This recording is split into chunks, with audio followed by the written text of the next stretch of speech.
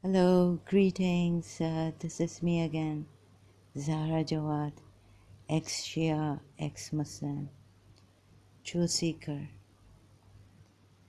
Okay, I've got more great news for you. A reminder. So this is also shocking.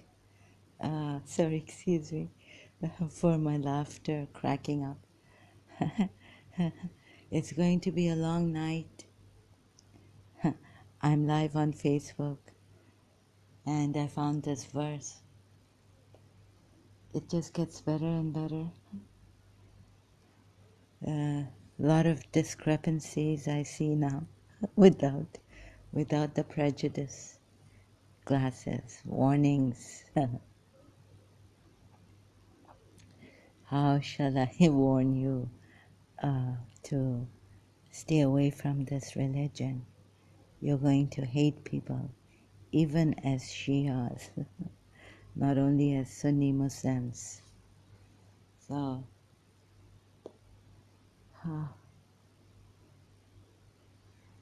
before I get killed, burned to death, struck, 1,000 angels are here. Jang-e Badr, it's the battle of Badr. And Shaitan has just told me from Surah Anfal, Surah Anfal, that Zahra, I fear Allah. You are worse. So this is what happened. I will come to that verse later, right now. Let us see. I think I'm coming to the witness and all. And what is the matter with you people that you hardly understand a single statement? Hadith. So what hadith is this? Is this the way of Allah? Surah Ahzab, verse 62, right? Hadith of Allah, the way of Allah, to say, why are you scared of death? Oh, do not take a life, do not take a life, save in justice. So you tell people, on one hand, this Quran ayat, right? On the other hand, wish for death if you are truthful. And what if we are truthful? You just confused us so much. Wish for death. My light was before Abraham was. So Ahmed, and my daughter's light to Al-Zahra, Fatima Al-Zahra. Okay, before I lose strength now, it's a long night. Please, if you would like to have all your snacks, get ready, drinks, cheers. We are all drunk. Drowsiness has overcome us. Surah Anfal, verse. Rain has been sent on us. Rain to do what? Cleanse us of our Satan, the Satan things, sins. While Prophet Muhammad was amongst us, we also need the rain. So much we need. We need the rain to wash off the blood of others on our hands. Prophet Muhammad, remember, I was a former Muslim Shia, If you don't consider Shias Muslims, at least consider this, that we were followers of the martyr grandson of Prophet Muhammad. No Sunni coming to help the grandson of Prophet Muhammad butchered on the sands of Karbala, burning sands of Karbala. But you say, may Allah be pleased with, some of you say this, right? Yazid. I thought I heard Dr. Zakir Naik saying that. Anyways, with due respect to all you religious scholars, it is what this Satan has done to you, and remind them what this Satan has done. I'm going to show you. I found a verse that Satan fears Allah. And why does he say it now in Surah Anfal, we are told. So we're going to look into that. But before I reach that verse, here is the verse, right? Surah Nisa, verse 78. What is this verse about? This verse, I will read it out. Wherever you may be, death will overtake you. Even if you should be within towers of lofty construction, as if they don't know.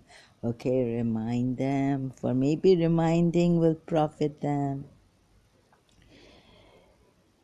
But if good comes to them, they say this is from Allah. So they are believers of Allah.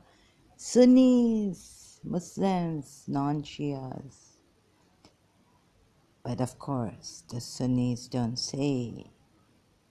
And if evil befalls them, they say this is from you. Look at the structure of this verse. It has come from the Almighty Allah. Say all things are from Allah. What is the matter with those people that they can hardly understand any statement? Statement? Haditha. Haditha. So, Yusuf Ali says, single fact. This is a fact from Allah. All things are from Allah. But what hath come to these people that they fail to understand a single fact? Hadith. Okay, 79, Surah Nisa, 4th chapter of the Quran. What comes to you of good is from Allah. But what comes to you of evil, now turned it around. O man, is from yourself.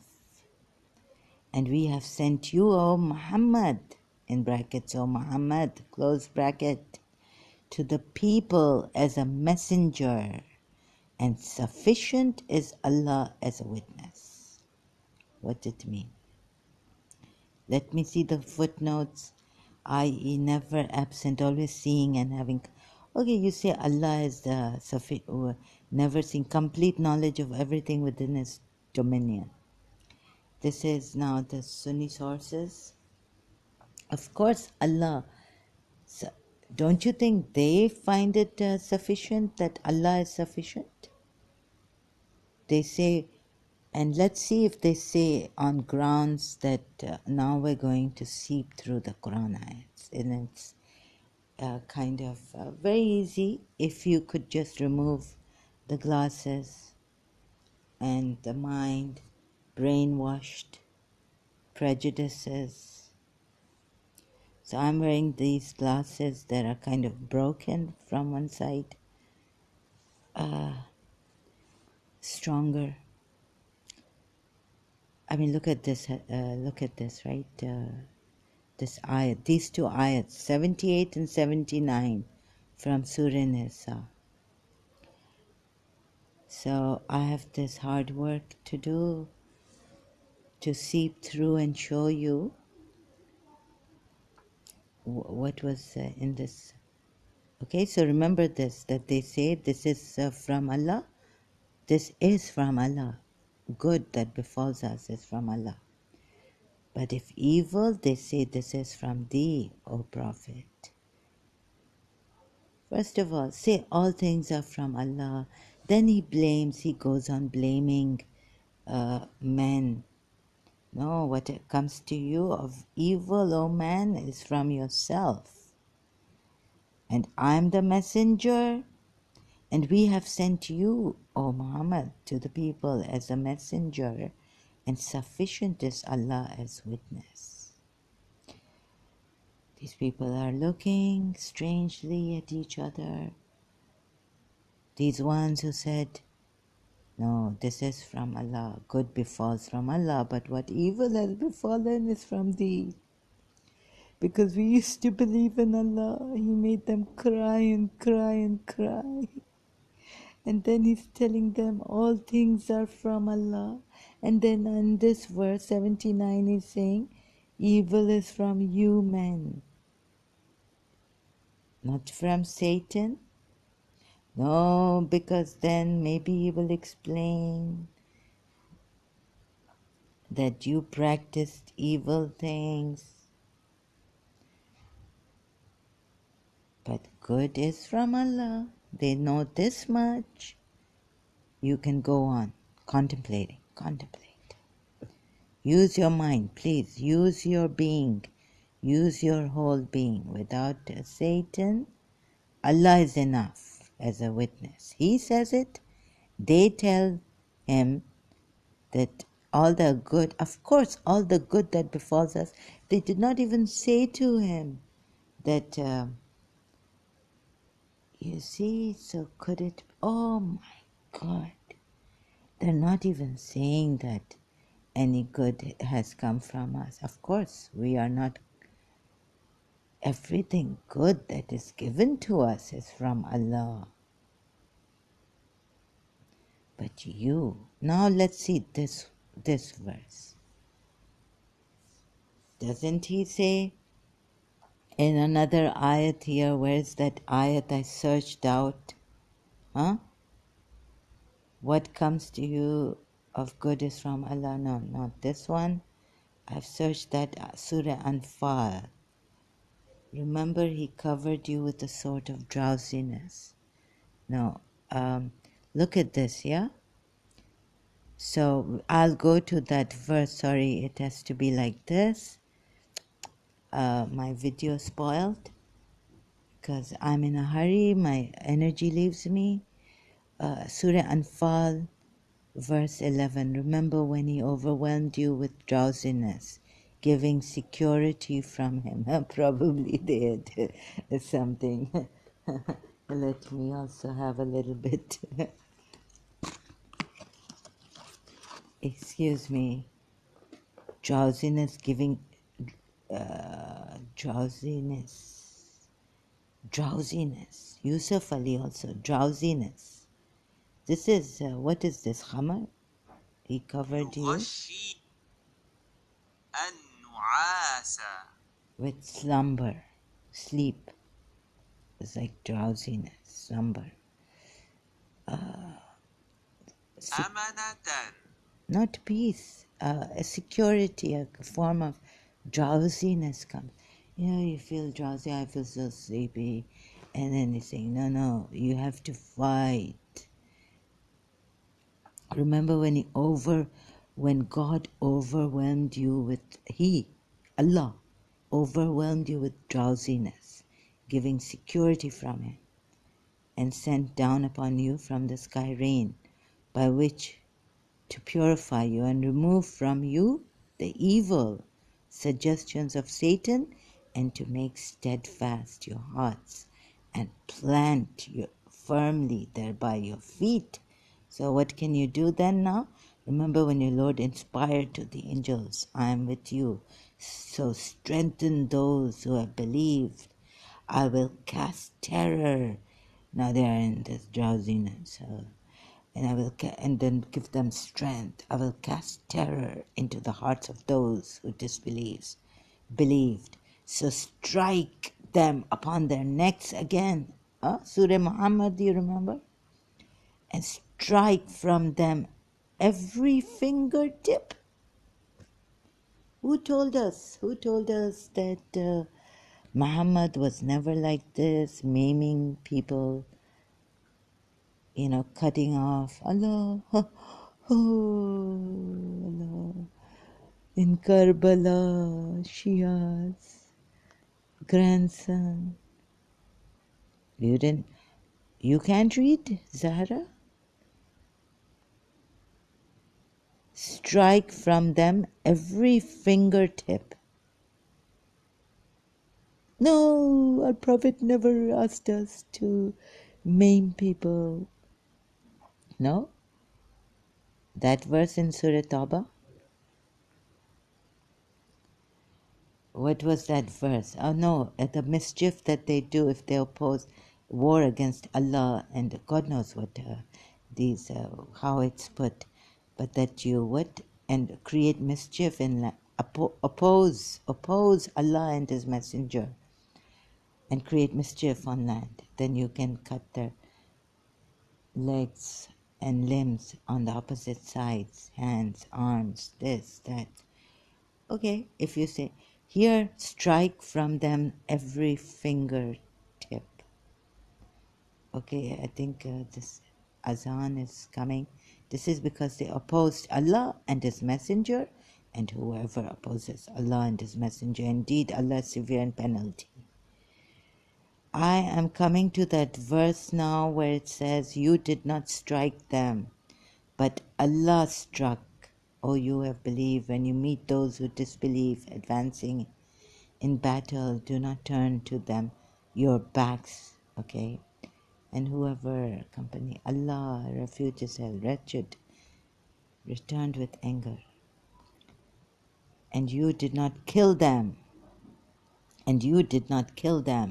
but it was Allah who killed them. Someone is very angry at Allah because these disbelievers, as so called in the Quran ayats, they say that everything good befalls from Allah. And you did not kill them, but it was Allah who killed them. So, okay, Azan is on, I'm going to. So this is, remember, Surah Anfal, verse 17. I'm going to pause this. Okay, continuing. Surah Anfal, verse 17. Took a break because of the prayer call. Footnote.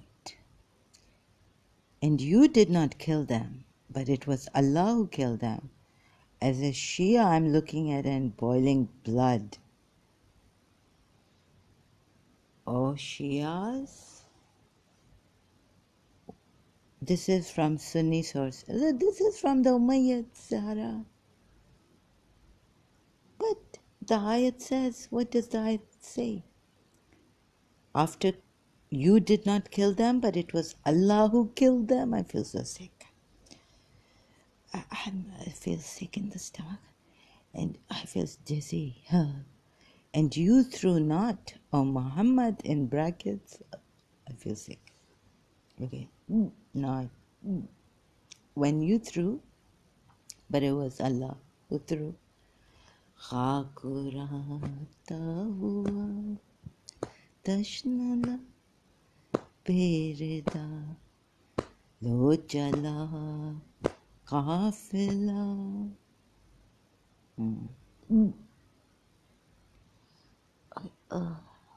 Okay, I have to do a little bit of exaggerate so that, sorry, excuse me, water. No, pani. Yes.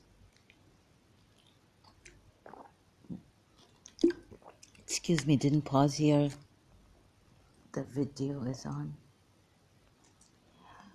Trying to record my live stream on Facebook. And I guess I will upload it. Footnote, Quran.com. When the Prophet threw a handful of dust into the faces of the disbelievers, Allah caused it to fill the eyes and nose of every soldier, preventing their advance. Prophet Muhammad is going about throwing dust or telling his soldier, every disbeliever's face. बहन करता हुआ खाकुराता हुआ. Okay, I have to go further. So I'll just cut myself short about this Noha. After they left Karbala, as they left Karbala, or as they were leaving the bodies. Okay. So, and you did not kill them, but it was Allah who killed them, and you threw not, O Muhammad, in brackets, close bracket, when you threw, but it was Allah who threw, that he might test the believers with a good test. Huh? Believers. Indeed, what's this? Threw a handful of dust into the faces of the disbelievers? Allah caused it to fill the eyes and the nose of every soldier, preventing their advance. You say serves them right, serves the disbelievers right, and that he might test the believers with a good test against the meaning in order that he might test the believers by a gracious trial from himself. What does this mean? How could he test the believers? For Allah is he who heareth. Maybe those were the did it. That is so, and also that Allah will weaken the plot of the disbelievers. 18. Acha. 19. This is Surah Anfal, right? I'll show you what is in Surah Anfal, the spoils of the war. So let's see this verse. If you disbelieve, seek the decision. Decision has come to. If you desist, it is best for you. But if you return to war, we will return. No, this is not. Allah is those. Oh, you have believed, obey Allah and His Messenger, and do not turn from Him while you hear His order. And do not be like those who say, we have heard. Okay, while we do not hear. You believers, do not turn away now in the war battlefield. Indeed, the worst of living creatures in the sight of Allah are the deaf and the dumb who do not use reason. What reason has He? Yeah, because they're coming and now you strike and hyped up. Had Allah known any good in them, He would have made them hear. Okay, blame them, yes. Okay, they were against opposing Allah and His Messenger.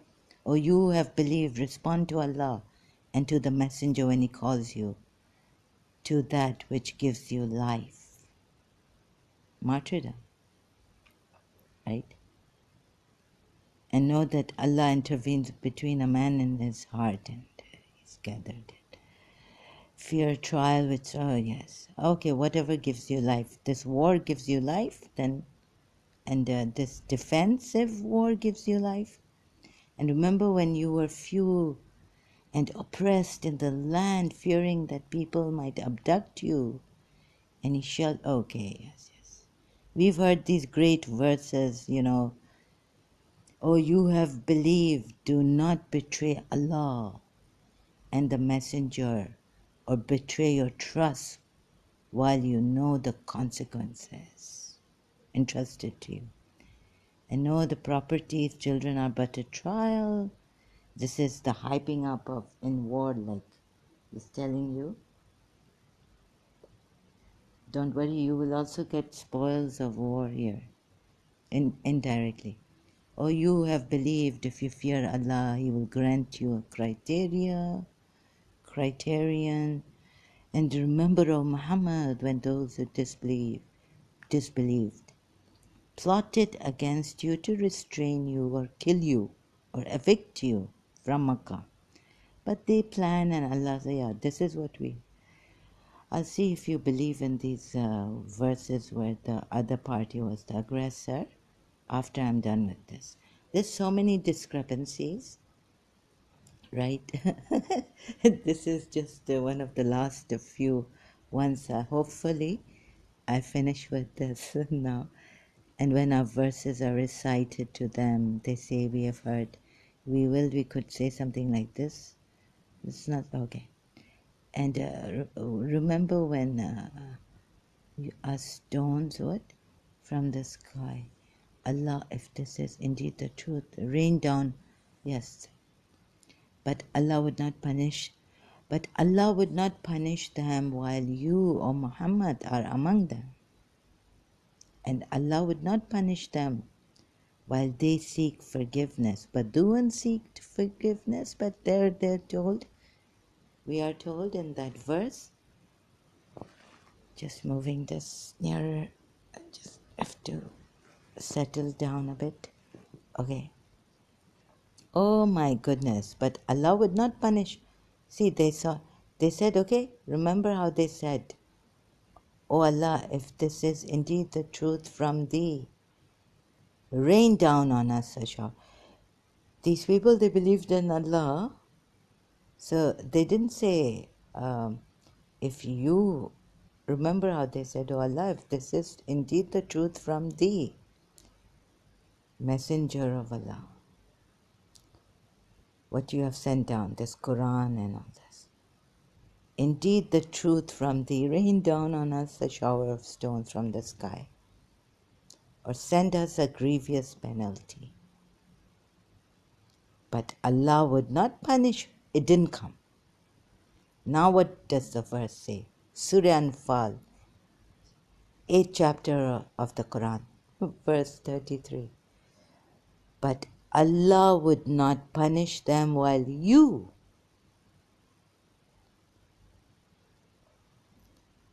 You know what He's doing here? Again, it did not rain down. Now there could be another verse that said, oh, you asked for it, God gave it to you.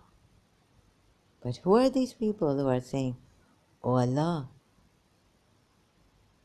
if this indeed is the truth from thee, rain down on us shower of stones from the sky, or send us.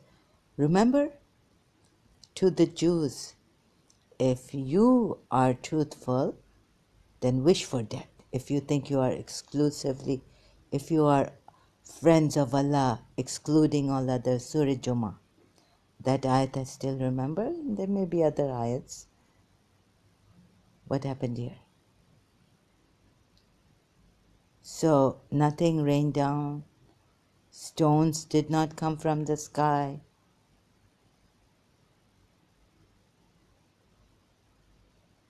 Then what does he say here? Following verse.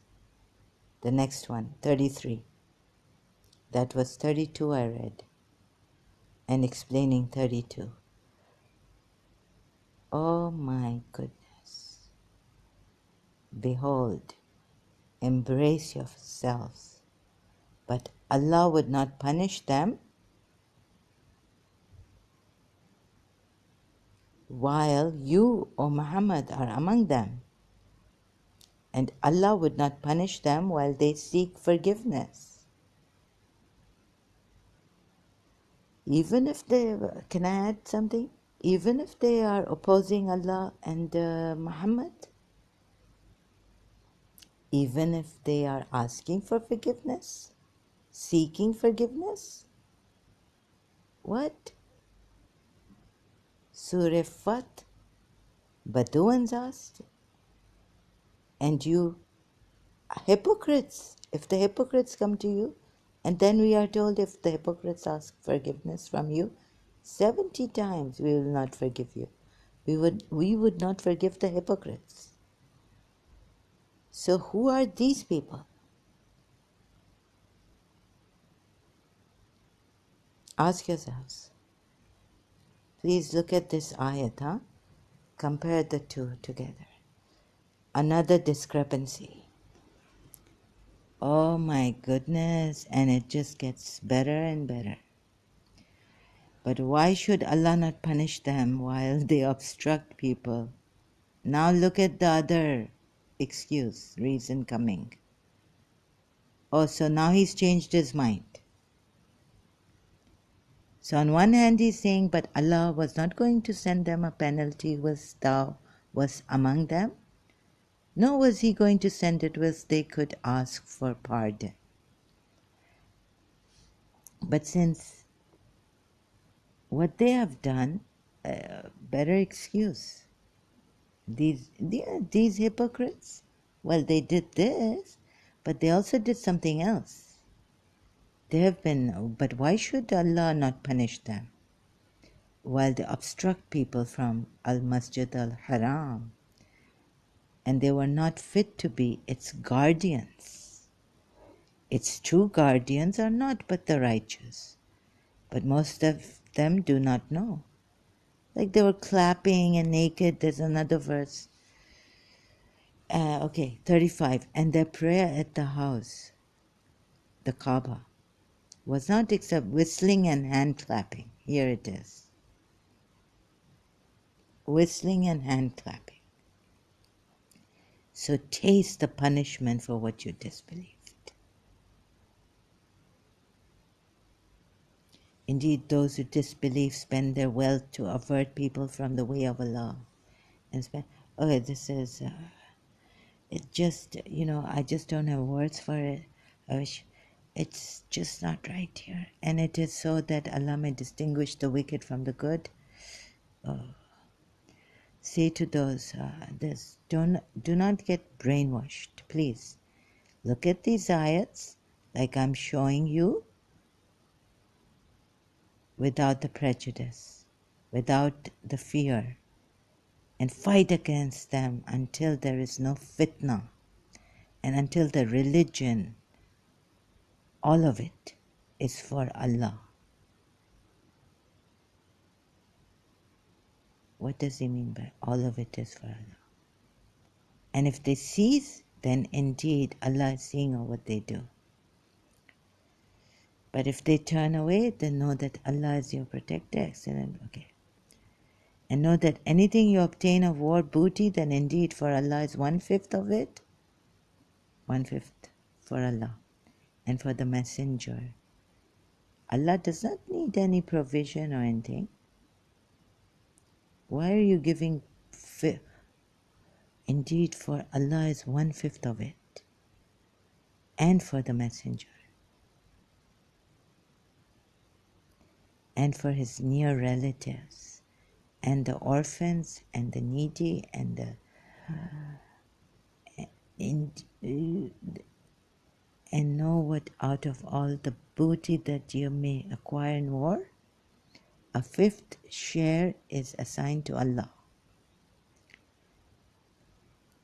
and to the messenger, assigned to Allah. Okay, Allah's cause. Okay, Allah's cause, you may say. 42. And remember when you were on the near side of the valley and they were on the further side, and the caravan was lower. What did you do with this caravan? Lower ground than you, even if you had made a mutual to meet. God had done. Remember, O Muhammad, when Allah showed them to you in a dream as few, and if He had shown them lost courage, believers would have disputed in the matter, and God knows what would have happened to you all. And then what, for he knoweth well secrets of the heart. And remember when he showed them to you. Matter, I'm just trying to get to this. Oh, you have believed when you encounter company from the enemy forces, stand firm and remember Allah much that you may be successful. And obey Allah and His Messenger and do not dispute thus, and thus lose courage, then your strength would depart, and be patient. Warrior, what a warrior, really, what a warrior. He's preparing you for the battlefield. And do not be like those who came forth from their homes insolently to be seen by the people and others, okay? And remember when Satan made their deeds pleasing to them, said 48, Surah Anfal. It just gets better here. And remember when Satan made their deeds pleasing to them and said, no one can overcome you today from among the people, and indeed, I'm your protector. But when the two armies sighted each other, he turned on his heels and said, this is it. Allah and Satan, either they are one and this one, or, friends. Indeed, I'm disassociated. They are partners in crime. I'm disassociated from you. I am disassociated from you. Indeed, I see what you do not see. Indeed, okay, if he had said this much, but he goes on to say even more. Indeed, I fear Allah. Then what? Then hello? Why are you accursed?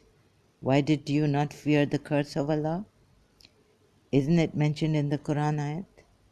You are the cursed. You are the rejected. Oh, Shaitan, Surah 30. Which one was it? Oh, Shaitan, what made you not bow to what I made with these two hands? Were you too haughty, proud, arrogant? You say, oh, Zahra, he's so stupid. Oh, he's not as stupid. The one who who fears Allah is stupid? Or these people are more stupid than him, Satan. What is this man doing over here? What's going on between Muhammad and Allah and Satan? My goodness, indeed, I'm disassociated from you. He's making these people, these two armies sighted each other. He turned on his heels and said, could it be like the Bedouins and there will be a mighty force fighting you? Remember that verse? Where's my Surah Fat? Now you have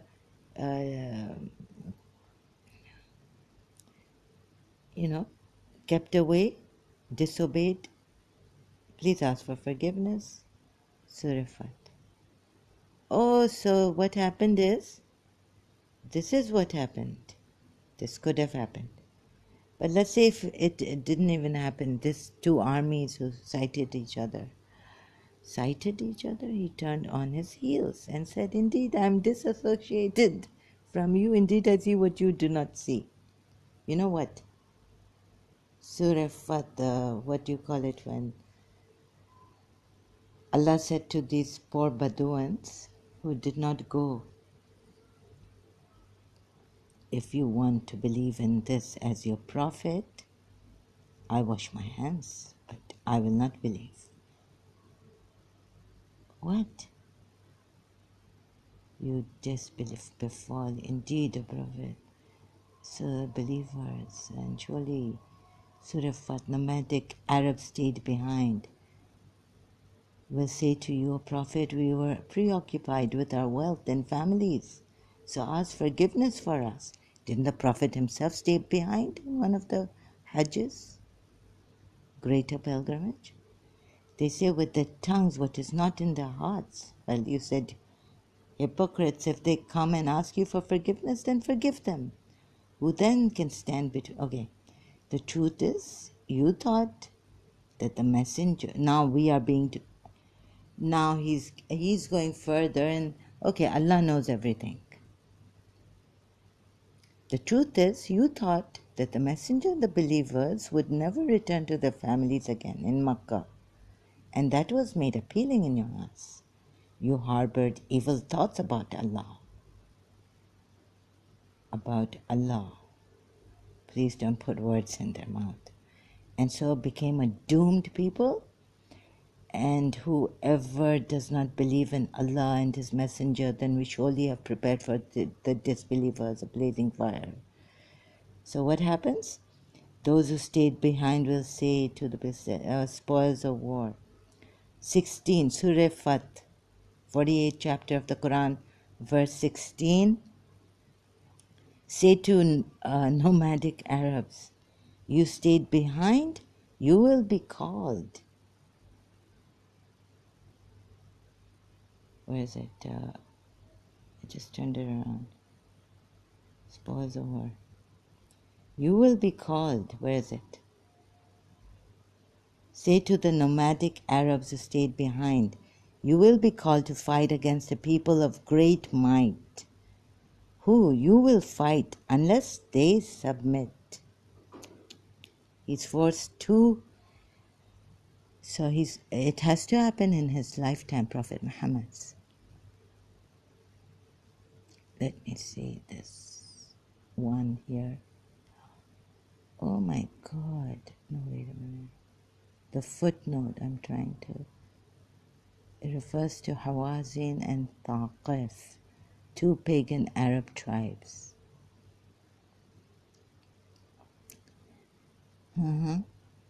People of great might, you will fight unless they submit. If you then obey Allah, if you then obey, not Allah, if you then obey, Allah will grant you a fine reward. He's a warlord. Sorry but to say this, but David Wood is right. If you then obey, Allah will grant you a fine reward.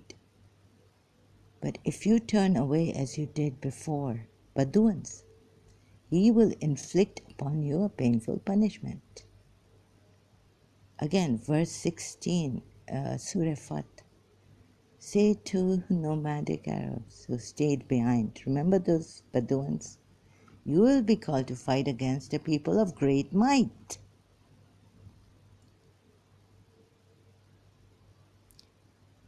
You mean to say that you instigated, conspired. And what happened here? It's like, in the battlefield, it's like, of course, here, 48. Surah Anfal, 8th chapter of the Quran, sorry. Surah Anfal, 8th chapter of the Quran. So it could be like this, right? And remember when Satan made their deeds pleasing to them and said, no one can overcome you today from among the people. And indeed, I am your protector. So even like now, Satan is helping for this battle to take place. Promised to them, because they did not help the Prophet and they were hypocrites. Okay, so we'll say that Satan got them. But then look at this, read this. But when the two armies sighted each other, sorry, I've gone. Okay. Sorry, I just let me see if my voice sometimes comes faint in the video. I'm trying to get close to this phone. But when the two armies sighted each other, he turned on his heels and said, "Furthermore, indeed I am disassociated from you. Indeed, I see what you do not see. Indeed, I fear Allah, and Allah is severe in penalty." I don't know what does. What is this? A shaitan or... Yes.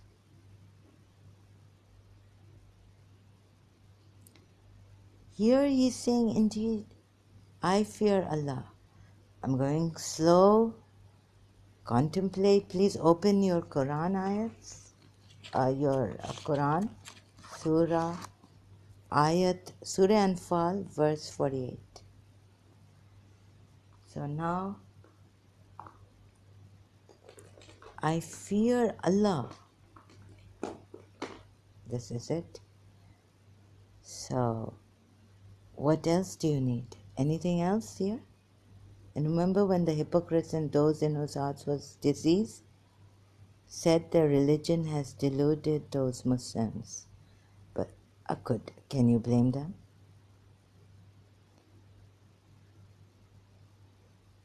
Okay, here you say that Satan started to incite these things, right?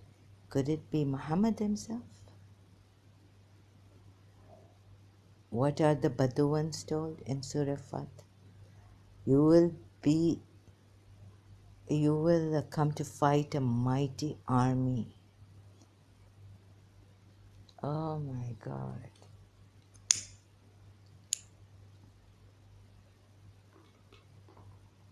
So if that verse was not there, so look, oh my goodness, what is this? Just comparing this, right? Say to the Surah Fat ayat 16, say to nomadic Arabs who stayed behind, you will be called to fight against a people of great might, who you will fight unless they submit. So the punishment is here. You who will fight unless they submit. Do you see signs of a cult leader here?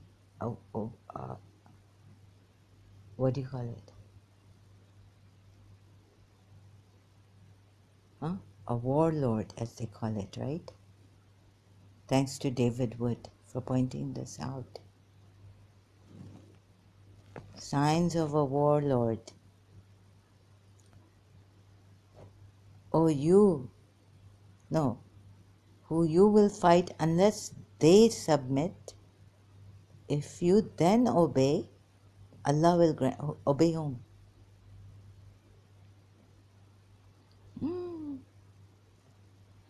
So they got their punishment here, right?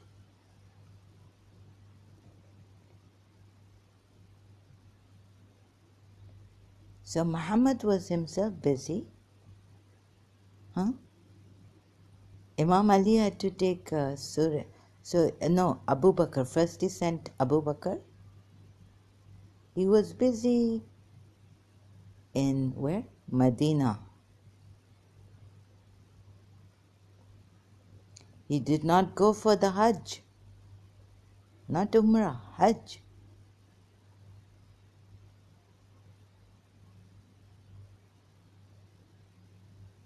And here there was no fighting. Even Wikipedia says that plundering was not allowed in Makkah. So what, and then about this verse, Wikipedia, but yet Muhammad's Allah, this is Allah's way already long. Plundering was not allowed in Makkah, Hudaybiyah peace treaty. It said that they broke. Upper hand over a group of them. They are the ones who persisted in disbelief, hindered you from the sacred mosque. Okay, what does Muhammad promise here? Muhammad's Allah. Indeed, Allah will fulfill his messenger's vision and, okay, he's the one, no, wait a minute. Muhammad is the messenger. Wait, he's the one who has sent. Where are the spoils of war? I've gone, have I gone 19? I think 19. Starts on, no, 20? 19, yes. And many spoils of war they will gain. Allah has promised you believers abundant spoils, which you will gain. So he hastened to this truth for you. And he has held people's hands back from harming you. Why? Because maybe the idol worshippers also, it was their sacred house there, and they didn't want any war battles there.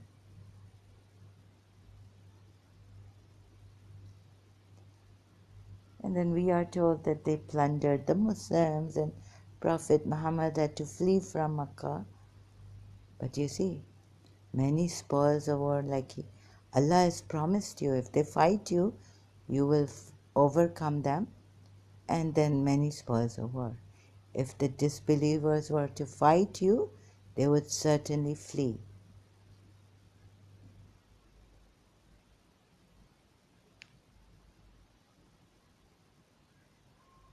Because maybe they don't want to fight in Makkah, right? Consider these points, please, and complete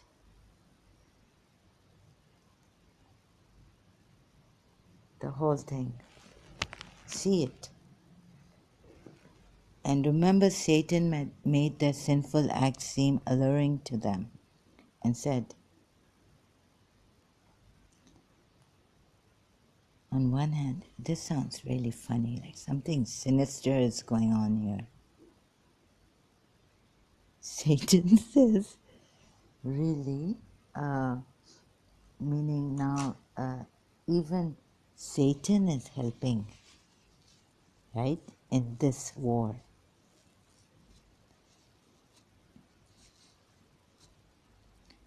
But he says, I fear Allah.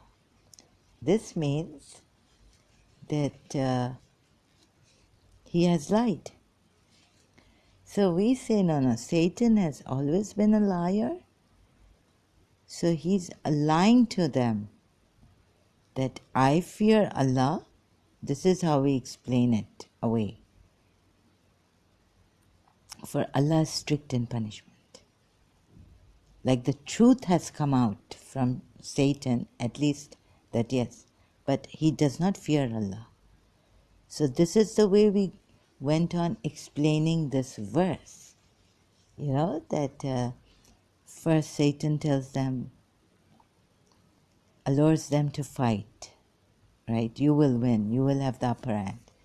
Then when the two forces encountered each other, he turned on his heels and said, Lo, I am clear of you.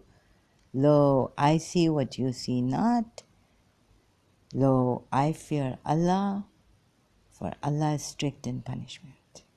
Remember when the hypocrites,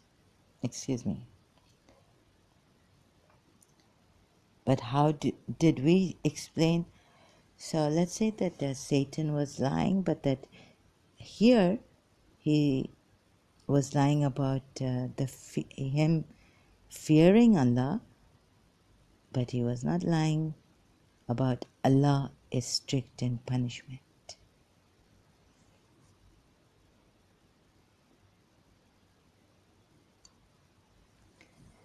See how your pattern of thought, when you wear the prejudice. Oh, okay, wait. How many discrepancies have I shown myself in the Quran ayahs? But how, on one hand, we believers, we Shias, believers and martyrs, never were they maimed. What does Imam Ali say during the war? Don't maim them. don't take their clothes off, and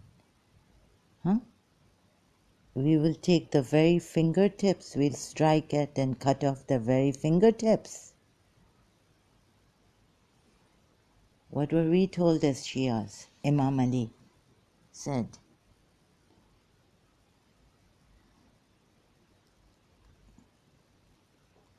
the rules in the battlefield, don't maim them. Oh, do you remember that? Bas, my English and my language explanation impediments. Shias are good at this. You know, don't cut off their fingers, right? Like maim them, and don't cut off. No, really, Imam Ali? Really, Shias? Are you surprised? Cut off the very fingertips? And on the other hand, Imam Ali, do not cut off trees. Do not harm this. What was the... No, Imam Ali and even Prophet Muhammad, battle, war. In war, what did Muhammad say? Searching. What were the rules?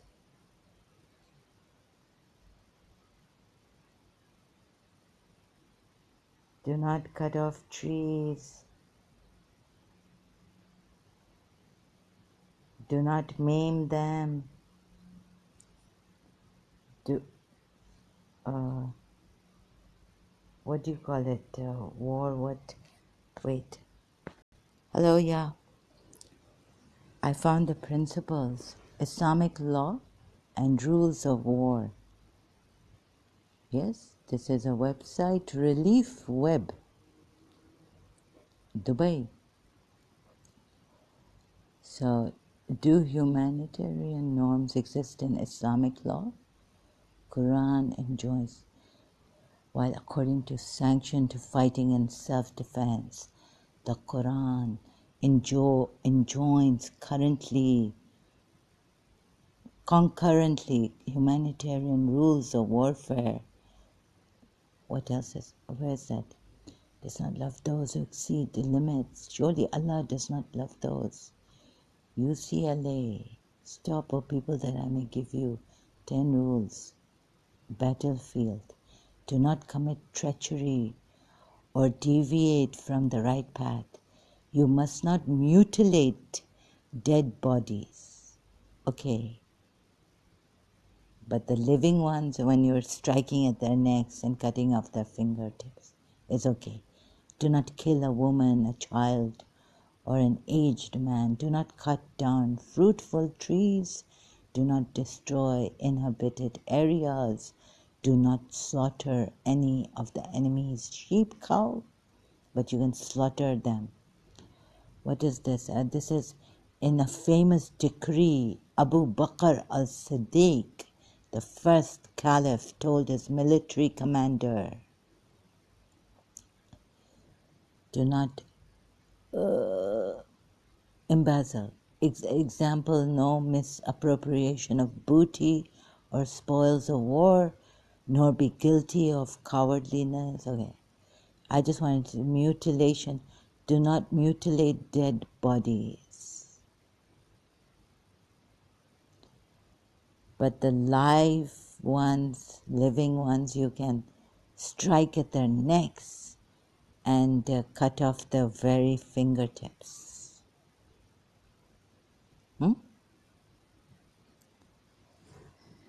That's okay, yes. Mutilate the bodies, no. Yeah. Dead bodies, meaning. Okay. Okay.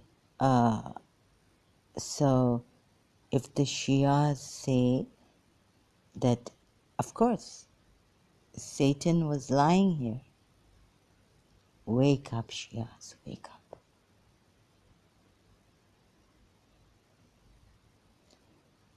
Satan is a liar. I fear Allah. For Allah, okay, for Allah is strict in punishment. Okay, if this is a lie, right, that I fear Allah, look at it, deeply contemplate on this. For Allah is strict in punishment. Is this a lie? Shaitan is saying. Here they've made a mistake. So shall we just, anything else? Not that, so everything good is from Allah. And everything evil is from you, O Muhammad. Their religion has deluded those Muslims. And if you could but see the angels, this is what your hands have put forth. This is the custom of people of Pharaoh. I suppose I haven't gone ahead. I don't want to go too far now. It's 1 hour again. And remember when Satan made their deeds pleasing to them and said, no one can overcome you today from among the people. And indeed, I am your protector. Okay, here he has lied. But when the two armies sighted each other, encountered each other, he turned on his heels and said, indeed, I am disassociated from you. Indeed, I see what you do not see. What do you see?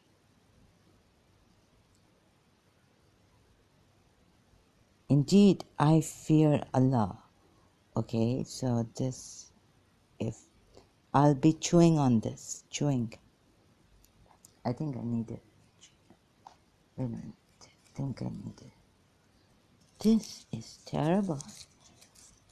I see what you do not see. What do you see? Oh, you do not see? I fear Allah. And Allah is severe in penalty.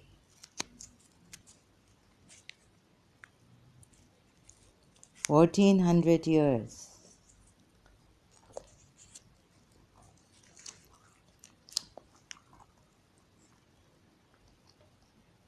You have killed people for leaving Islam. Come to your senses. Please.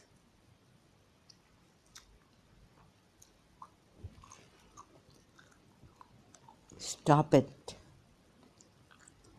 I plead to you. Now you must stop.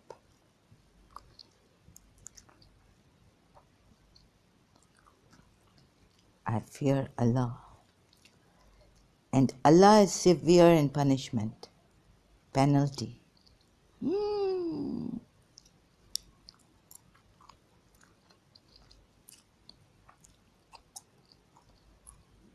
Multilingual. I'm going to multilingual Quran.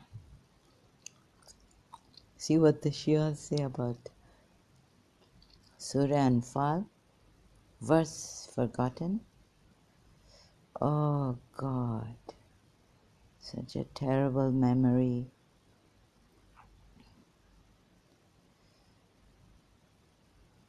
What's this? Surah Anfal, verse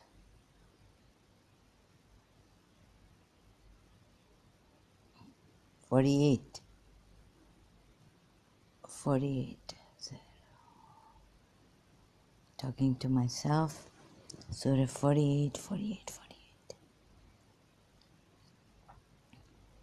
48.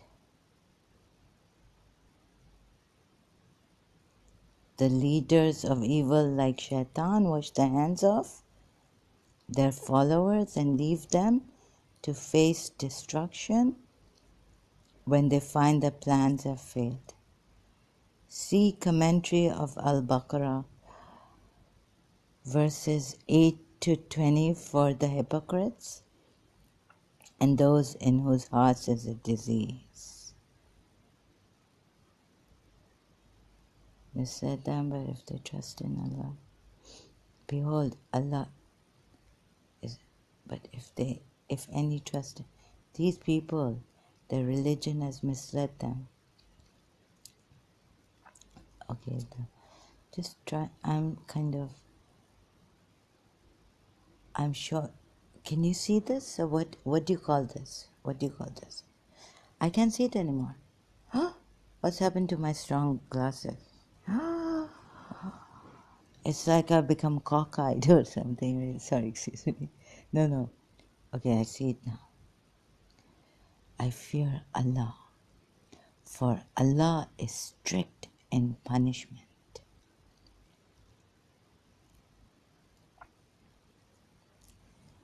The leaders of evil, like Shaitan, wash their hand. The leaders, like Shaitan, wash their hands, face destruction. I'm telling you something, I don't have words to explain to you. My brainwashed. I fear Allah, for Allah is strict in punishment. Okay, anything else?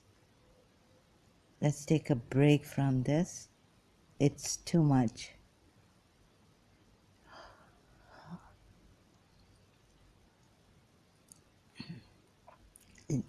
Leaders, look, okay, just for,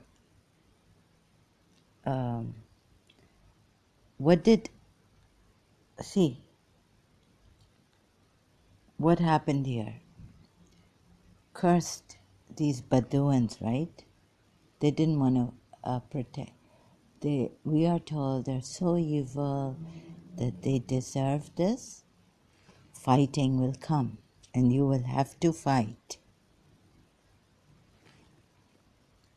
They didn't protect the Prophet. I will get him somehow. So this is just one of the discrepancies I found. No, bin Sarafat, right? No.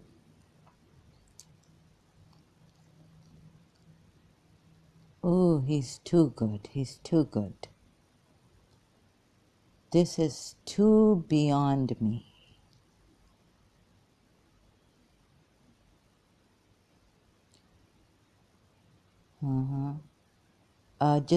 Sorry, talking to myself. Here. Surafat, verse 25. They are the ones who persisted in disbelief and hindered you from the sacred mosque, preventing the sacrificial animals. I told you this was going to be tough. These kind of verses, and then I'm not looking at this anymore. You're going to show me that.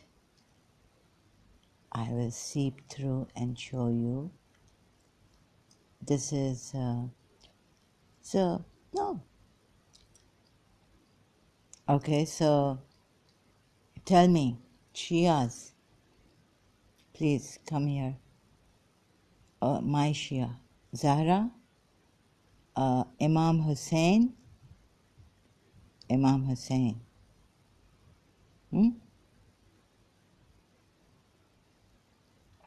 In Karbala.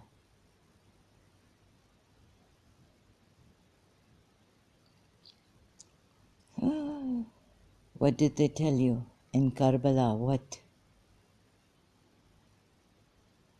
So, think about what they told you.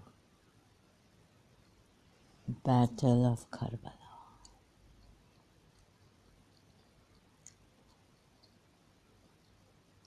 I mean, sorry, I'm chewing. Didn't he say,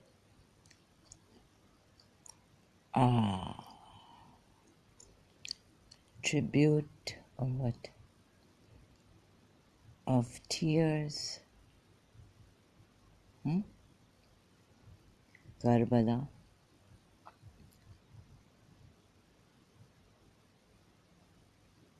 Tears and tribute. Tears for Karbala. Shia Maktab. Again, PDF file you're giving me. Tears of Karbala.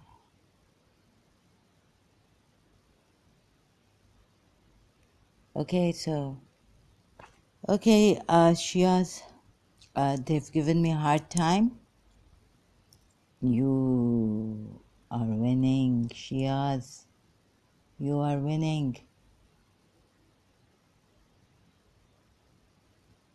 Given me such a hard time.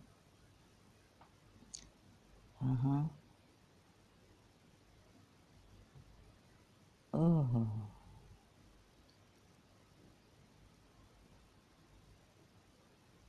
Yeah, this is a book.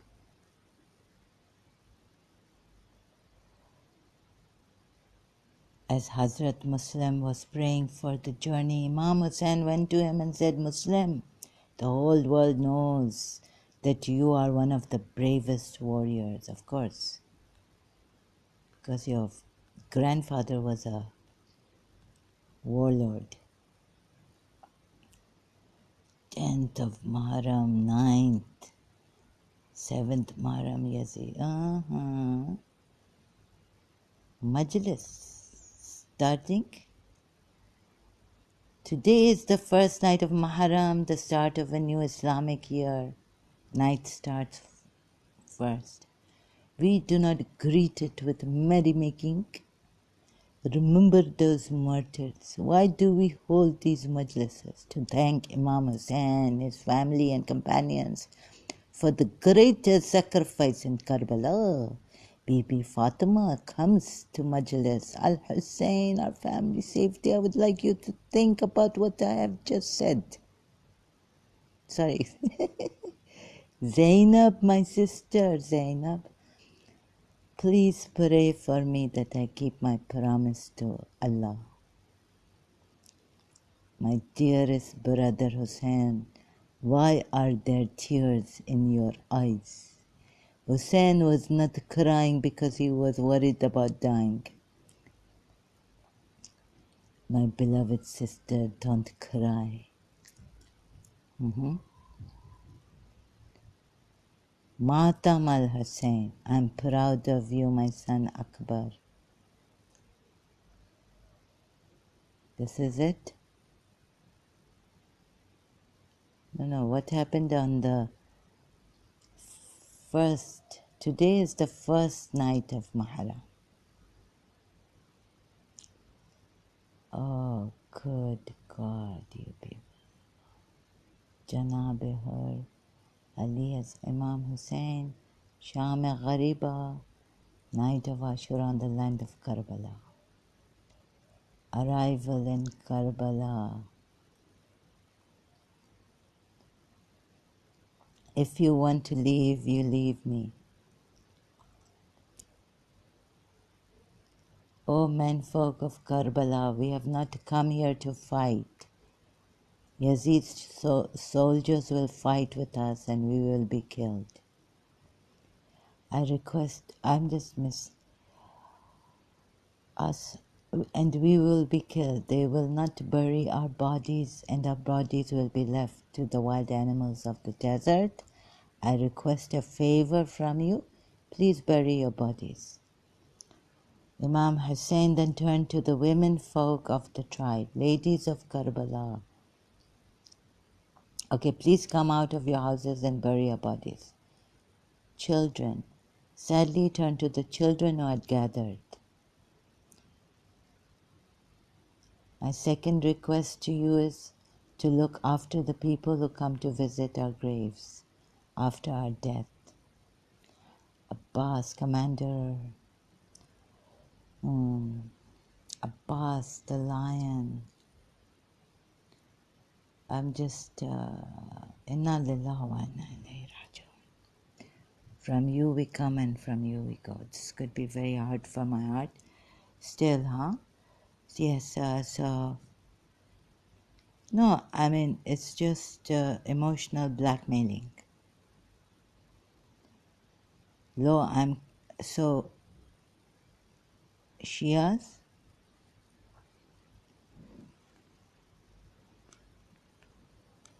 Why could you be looking at me like that?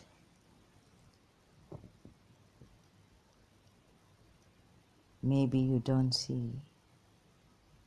You don't. So please.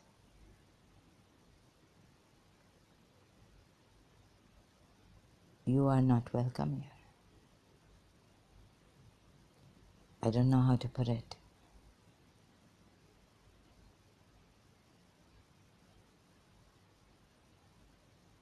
You don't see this as a false prophet? You don't see he's a warlord? You don't see he killed people? You don't see the discrepancies you want to hold on?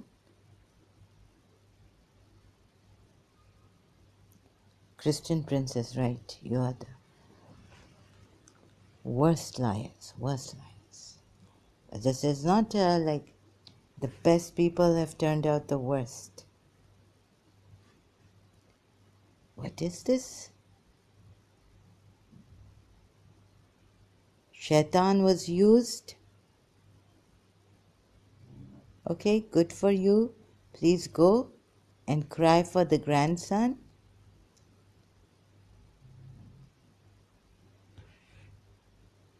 What is this really?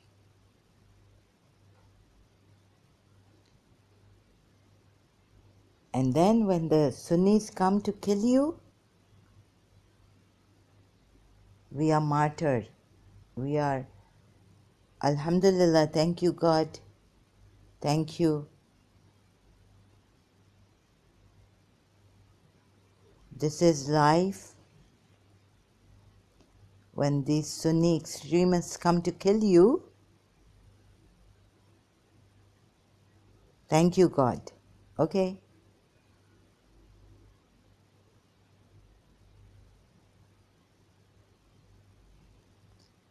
What else can I say? Lord the hypocrite. So this is, for me, it is enough. What is this? What kind of... I fear Allah, for Allah is strict in punishment. So they had... so Shaitan came because they just didn't help... okay, this won't work. They didn't... the Bedouins didn't help Prophet Muhammad. Think of Zainab bin Josh. Think of Zaid. Think of those widows or the captives, married women in their religion. Imam Ali says that I can tell you, I will... Okay, what is in your religion? You kill... Wait a minute. Think of... no, but you'll say, oh, she's a woman. Think of Sermon 80. Anything she says, a woman says, except for Bibi Fatma Zahra, Bibi Zainab and all, anything a woman says is bad. Don't go near her, don't take her advice, just... she's your tilt. And no, Prophet Muhammad never liked beautiful women. He would say if he found some good in them. Good in them? Oh, our Imam says that if it goes against the Quran ayat, what I said in Sermon 80 about women being evil, don't take their advice, but go into them. And what else is there? No, about Safiya bint Huway, who you killed, Huway. Oh my God. whose father you killed? Bara bin Samawa, Safiya bint Huway's mother. Why has this come up? What did he do to her now? A wife, prominent figure in the life of Safiya bint Huway's mother, Arab Jewish tribe that interacted with Muhammad. Bara was the daughter of a very distinguished warrior poet. Oh my God, what did he do to her now? Make Bara at least 45 years old when her daughter Safiya was born. Bara married Huway. Bara enjoyed prominent position in Khaybar. Bara's daughter Safiya was initially married to Salam ibn Mishkam, who killed after the events of Battle of Khaybar. Safiya was taken prisoner along with other women of Kanana's family. But her prisoner of war status ended with her marriage to the Islamic Prophet, waning on their morale. Thus Bara bin Samawal became what is known today as the mother-in-law to Muhammad. Oh, so you've killed Huway. That's all you have to say, Muslims?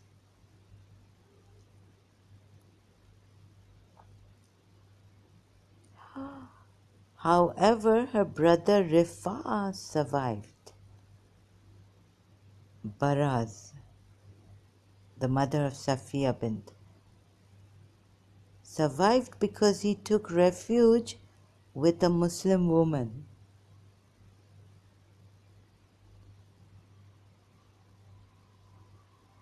Conflict with Muhammad continued with the assassinations of her relatives Abu Rafi and Usair ibn Zaraim.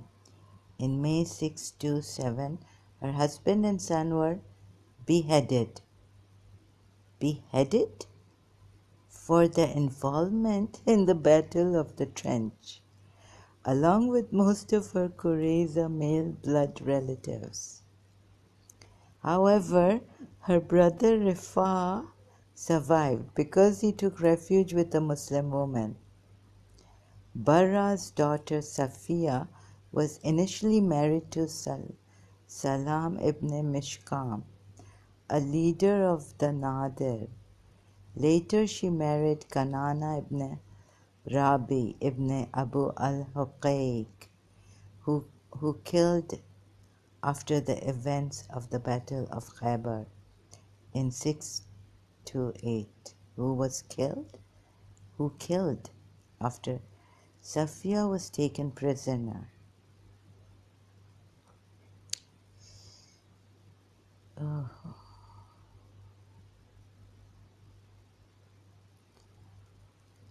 She had a brother Rifai ibn Samam.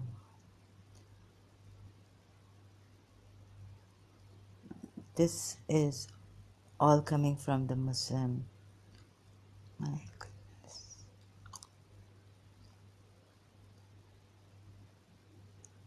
Okay, which life legacy?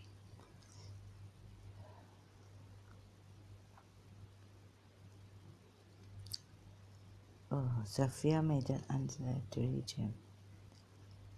In 656, Safiya sided with Caliph Uthman ibn Affan and defended him at his last meeting with Ali, Aisha, and Abdullah ibn al-Zubair during the period when the Caliph was besieged. At his residence, Safiya made an unsuccessful attempt to reach him and supplied him with food and water via plank placed between her dwelling and his. Oh my God.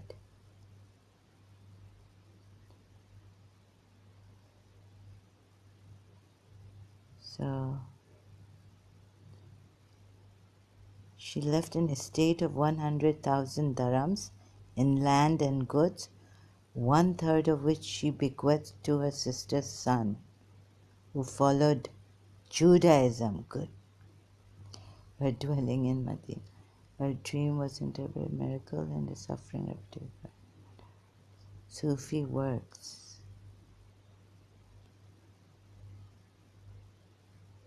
It is related that she bore the mark of a bruise upon her eye. When Prophet asked her tenderly the cause, she told him that being at Kanana's bride, she saw in a dream the moon had fallen from the heavens into her lap. She told it, Kanana, he struck her violently.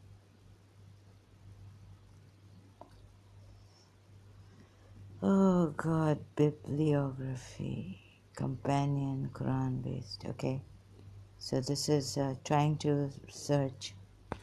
Hello, yeah.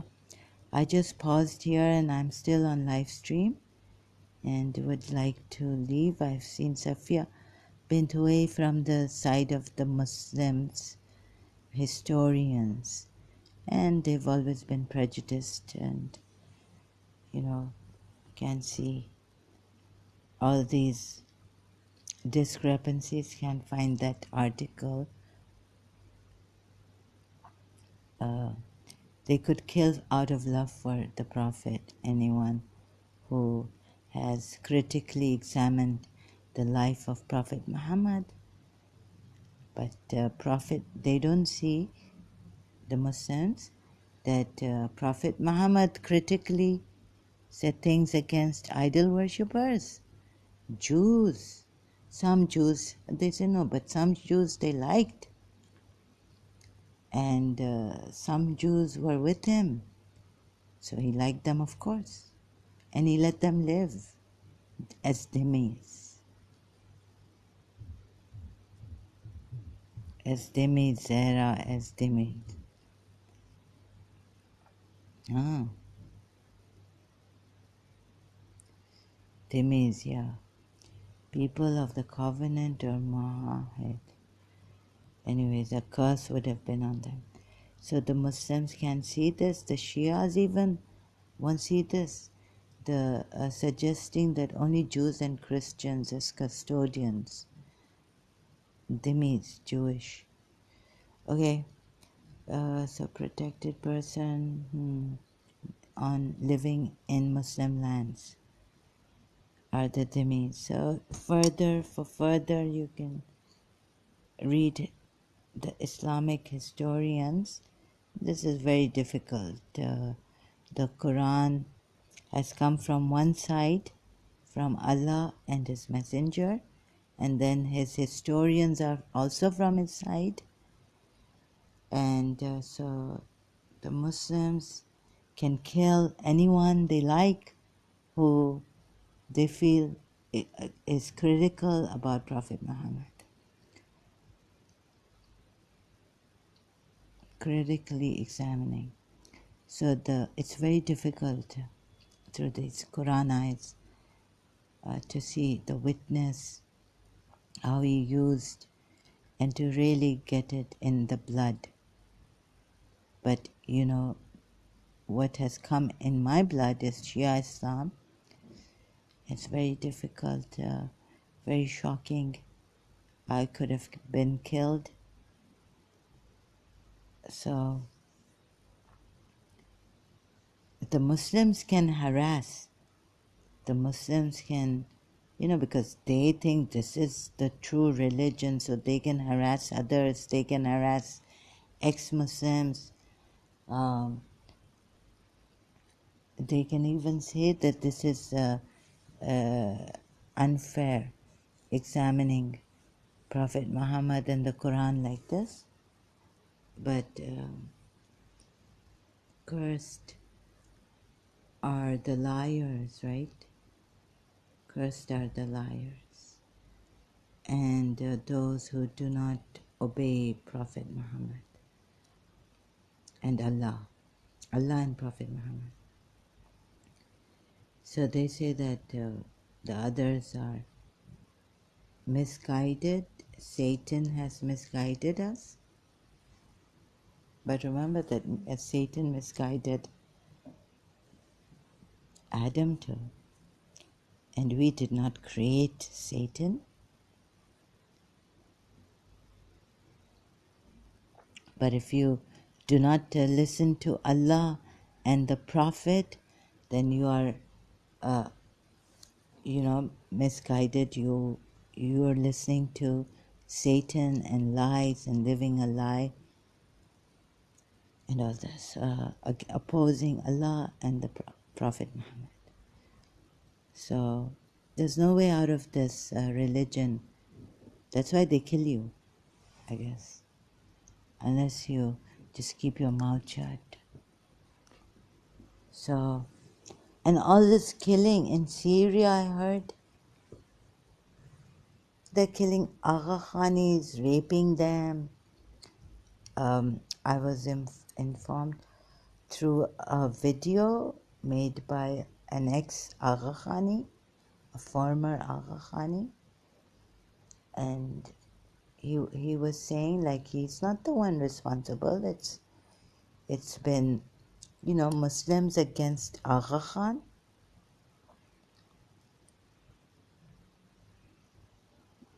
and his followers.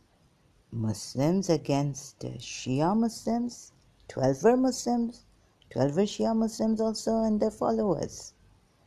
Raping them, genocide, killing them in Hazara, in Syria, and God knows, Pakistan. So, this is another thing.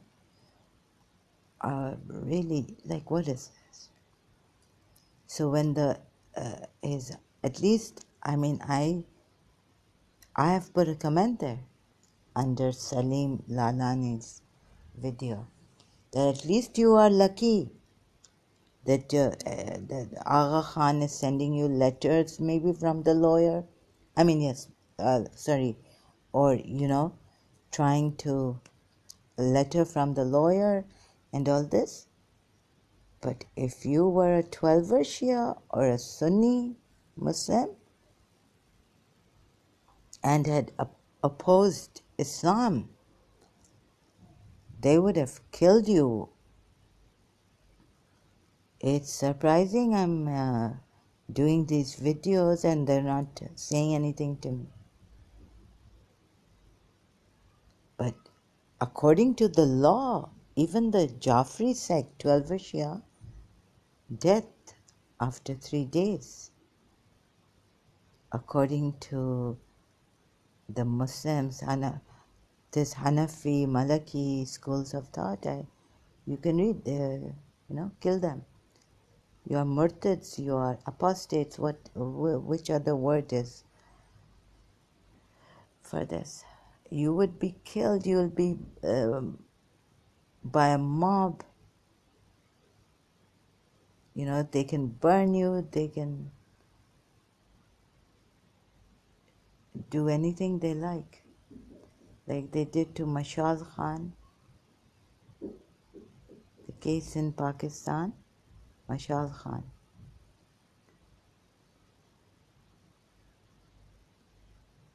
Case in Pakistan.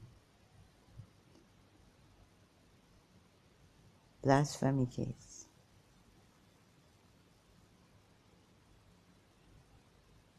My goodness, what they did to him.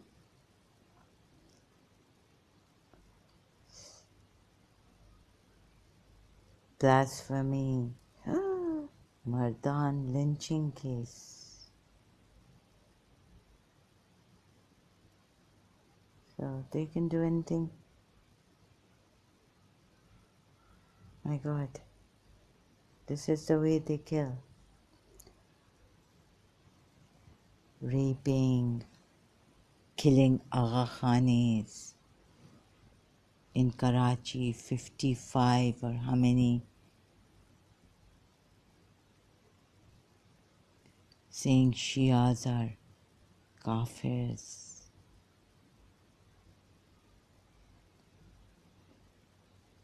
And Shias won't kill. Shias are kafir, Shias are disbelievers, Shias are this and that. My goodness, what is this? So, sorry, I have this impediment, traumatized. I can't speak properly.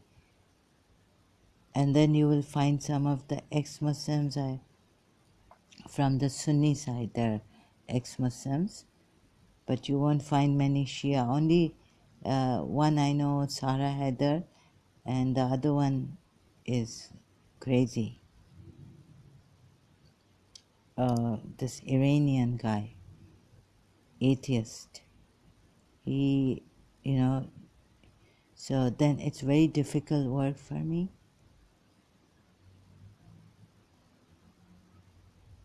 Very difficult to see the truth. So, since from the idol worshippers nothing has come to me, nor from the Jews, and I realize now this book is one-sided, and Muslim historians also were something I could not trust. Not something, but the thing that they wrote, I could not trust. I can't even trust in the family of the Prophet Muhammad to tell me the truth. So I find discrepancies in that too, in Shia Islam, in their sayings. And of course, the main is the Quran, and can't trust in the Muslim historians from either side, Sunni Shia side. Now, I have seen this, and sorry, I cannot go into someone's life and then, do my research. And since I've stopped believing in these scriptures anymore, stop believing is. So let me not use a cliche or what you call it anymore. I've stopped believing in scriptures because evidence from the other side I need, and I don't have much evidence not much evidence, and if any such evidence comes, like from Ibn Ishaq, it's all tainted, it's all from Muslim side. So how can I believe in a divine book? I can't believe in it. It's one-sided. It's so terribly like against the idol worshippers, like they were the biggest Satan ready to fight Prophet Muhammad and all this, right? And God knows what's happening. And now they've got this thing about Brahmins killed. They brought about this thing on YouTube that Brahmins killed Buddhists and Buddha. And so don't think that the idol worshippers themselves were so great or they could accept what they are showing now to us. They were so lenient about Buddha. So all these conspiracies are going on, whereas and then this Haris Sultan and the science journey is showing, and Ghalib Kamal too with Haris Sultan, architect. But the Hindus of India did too. Buddha, killing him, destroying all this. So there's this conspiracy going on. How do you know? How can you trust even the architectural evidence? Go there or see it on the pictures here that anyone can, tamper with? No, I cannot do this. So the best road that for me I took was this Jiddu Krishnamurti and seeing in myself the truth. If I cannot see it in myself, how can I rely on another person to show me? And about my life, I can say but about another's life I cannot say. And with all the killings and all this and the bad things, curses, so I thought what kept me was one Imam Hussain, and then sometimes even with Imam Hussain I forgot to mention this, or did I not mention this, that so even like I could not do what I was told to do in the dream for a long, long time. Actually, I was listening to music and all this. So later on, I became so restless. Um, so, I just wasn't right with me. Islam is not my thing. So my life was like, don't know. Uh, then sometimes the grass is greener on the other side. And so appreciating that sometimes, getting up, I'm a proud Shia and all this. And, so what is the world coming to? And no. And then sometimes it's like, no, I can't. I want to listen to songs and all this. I can't go to this religion. So have I confused you enough? And also, like, I used to think that I have doubts. Reading, like not having God to touch and just not right. And then go near the people who He sent as servants of Allah. So I remained in this pendulum kind of a thing, that about my religion also, Shia, at times getting doubts. And I was never 100% sure.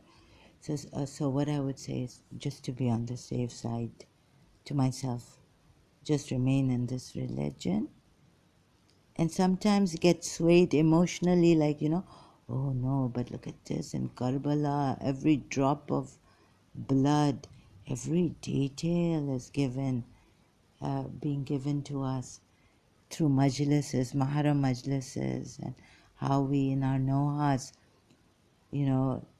and then, no, Zahra, but then get really depressed in this religion. So, no, I couldn't find peace in this religion anymore. I tried my best, and to be on the safe side. Like sometimes when I'd have doubts, I would say, no, this, just to be on the safe side. What if you will burn in hell? And what if you burn in hell? And if you miss your prayers, you're gone, case. Like you will be, stuck somewhere, and the azab, punishments of the grave, when Munkar and Nakir come to ask you, and oh my God, these snakes coming, and God knows, if like you don't do a job, in the graves you will have snakes on every strand of your hair. So to be on the safe side, just be with this.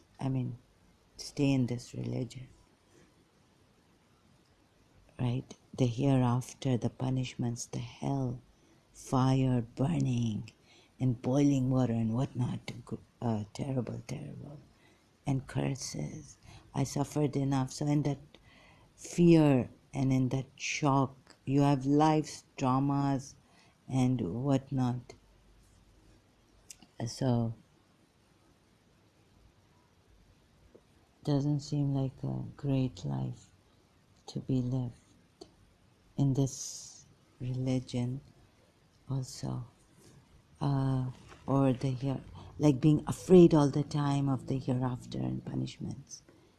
And so my father knew how he should deal with me, and not, if someone has studied my mind and then treacherously like,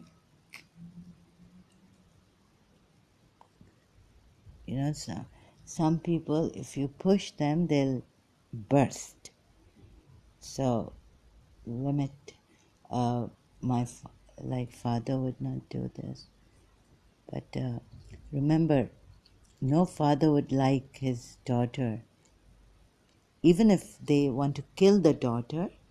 But like my father, if he wants to kill me, but he wouldn't like me to become a, have this temporary marriage, right? And when I used to think that, let's like slowly live with the, slowly meet the person, go, even like as, I would think, you know, all of a sudden you're married, marriage night, your wedding night, all of a sudden and all this. What is this? So terrible. It's too shocking. So it's better like to not be so strict and let the boy and girl meet and all this. That it's very, very shocking for the girl, at least who um, has not met a boy, doesn't talk, is shy, to, all of a sudden one night she's living with a man she's never ever lived with, taken out from her family, her house, room, and going to the strange man. Really, it's a shock. It's like too much. So I also don't agree with that, to come to think of it. Okay, so this is discrepancies in the Quran I've seen, and for me, it comes from one side.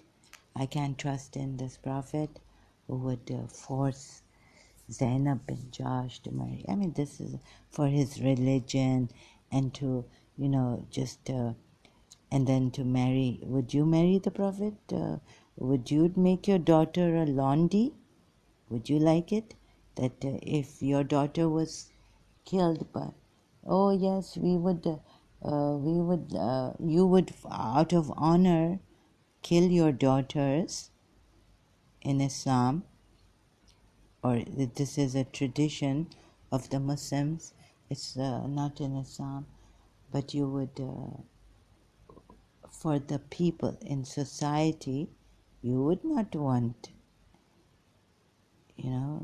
your daughter to, then the people are going to ask you what happened, your daughter temporary marriage and all that. So that is also their hypocrisy is there, just for, what would the people say, and what if she gets pregnant?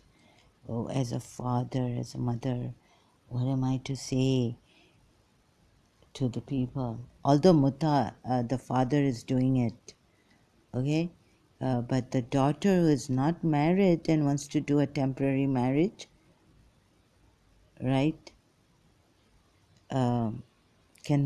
is not allowed to do this. So these hypocritical, double standards come in this religion. I've seen in the real world. We say Islam is so practical, but Islam is it's made people hypocrites, two-faced, two-faced. In society, you are something else. You don't. But your prophet, you just see it from an outsider, from an our prophet, But put yourself in the shoes of the other side and see if you would allow, if you were with the prophet at that time, or no, I mean at the time of the prophet, if you were those Jews' daughters who were killed by the prophet, even if he is a true prophet, So we say, oh, Allah's miracle happened, and what? And so this was the true prophet. He was a mercy. So when he got married to the captive lady, for the sake of, said, okay, my father has died here. You've killed my husband. I've fallen. Allah's rahmat has come.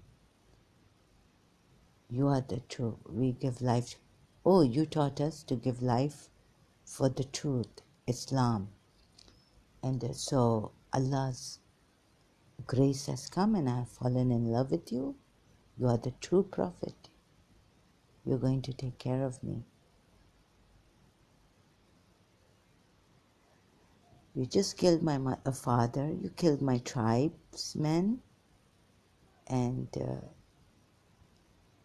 this is the truth. You are the true prophet. And you have chosen me. I saw in my dream that I'm marrying you. Now, otherwise you are a slave.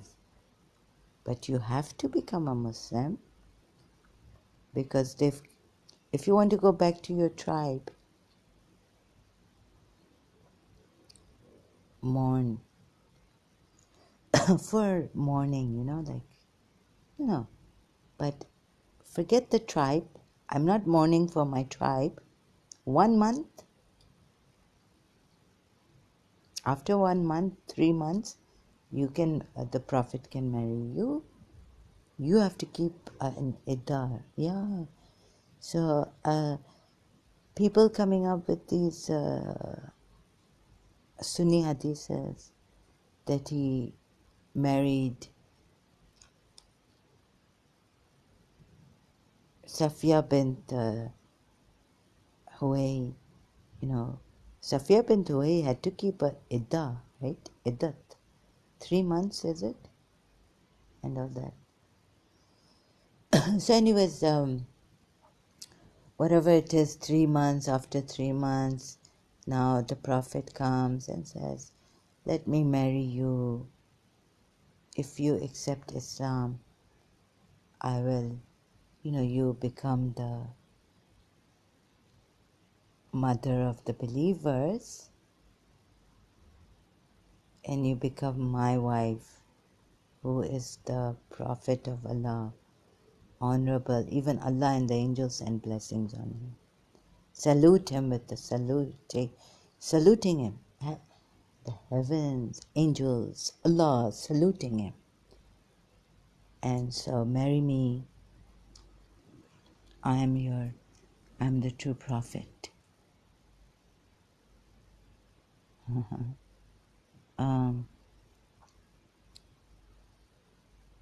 And I will also, you can go to your tribe, mourn, help them. Nurture, God knows. So, Safia didn't have any children.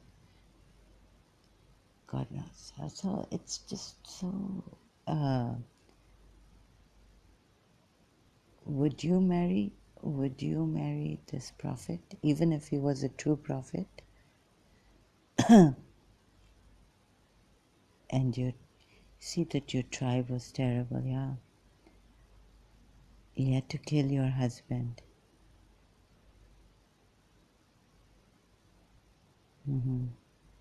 And your father.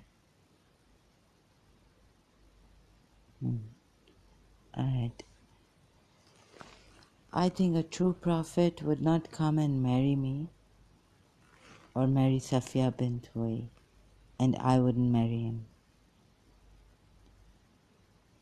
So, another thing in my mind is that true prophet, would you marry? I don't even think of him as a true prophet. A true prophet would not do something like that. what he did to Zainab bin Josh and Zaid after taking him as an adopted son. He turned on his words, saying that now Allah has. Okay, what if this prophet is true? This prophet. Don't take it generally. He says that rules are changing. Allah says, no more can you practice this. A true prophet is going to practice a pagan Arab custom of adoption and then turn on his words and say, no, Allah said you've made a mistake. Unintentional. What kind of a true prophet is this? For some reason, he's not a true prophet. Here he fails. So, you can take him as a true prophet. He has failed. First, practicing an pagan Arab idol worshipping. No, he's failed as a true prophet. No true prophet does this. And then marry his wife. And then also marry his wife, his divorcee.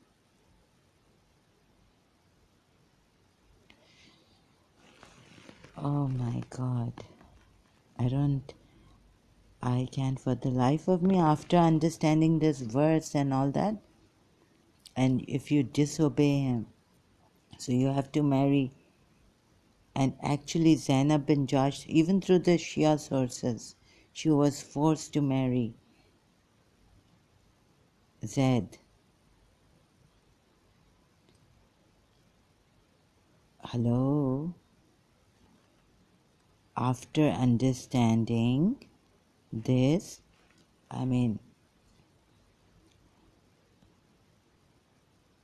please see this.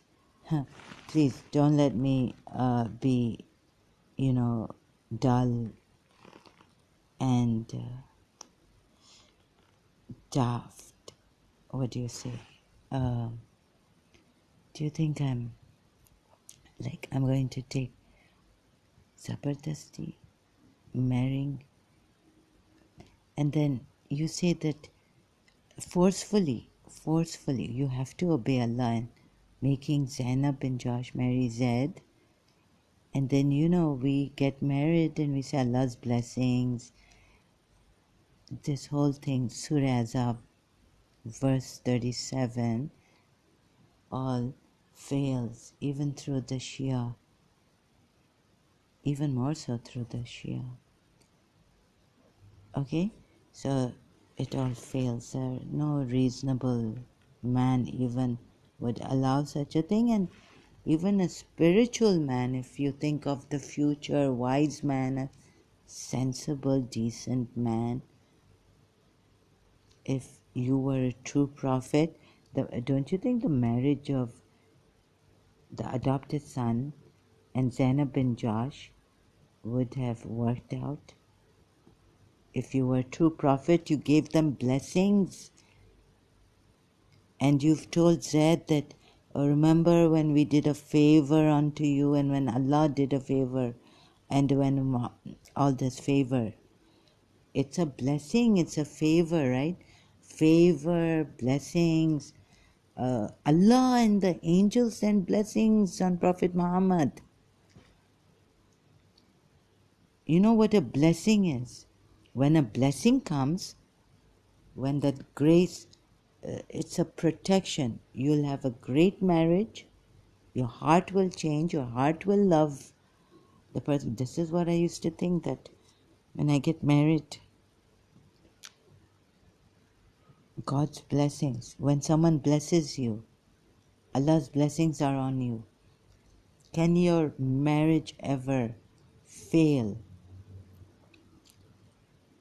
When you have obeyed, you come out of the sufferance. We are told Adam, for the fall, went after the tree because he wanted to know what these highest beings were. And once you find these highest beings, then all your problems come to an end. All your troubles come to an end. God forgives all your sins. Your life becomes, at least with the believers. See, both of them we are told were believers. It's not like Zainab bin Josh was asked to marry a disbeliever. Of course not. I mean, that wouldn't work, right? So I'm closing this, and going now, ending my this live stream about on Facebook and recording it to upload it on social media. So two believers who obeyed Allah and the Messenger, you see, cannot give each other problems. And the Messenger is there with them. His blessings are there. What else do you need? So this marriage should have been blessed and working. And please don't make me dumb anymore than I have already become in this religion staying. Thank you so much.